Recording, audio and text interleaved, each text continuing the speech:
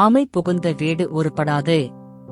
இன்றைய தலைமுறையினரிடத்தில் இந்த பழமொழி இவ்வாறு கூறுவதை நாம் கேட்டிருப்போம்.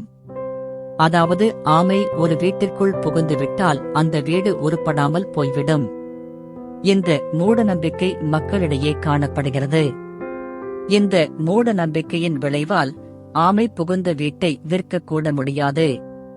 காரணம், அதை வாங்க யாரும் முன்வர மாட்டார்கள். அன்று வயதானவர்கள் இந்த பழமொழி அவ்வாறு கூறவில்லை.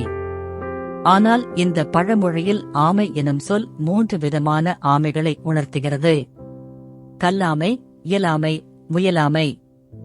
அதாவது கல்வி இல்லாத, சோம்பேறித்தனம் கொண்ட, முயற்சிகளற்ற தன்மைகள் எந்த வீட்டில் உள்ளனவோ அந்த வீடு முன்னேறாது என்பதை உணர்த்தவே அன்று வயதானவர்கள் இந்த பழமொழியை ஆமை புகுந்த வீடு உருப்படாது என்று கூறியிருக்கிறார்கள்.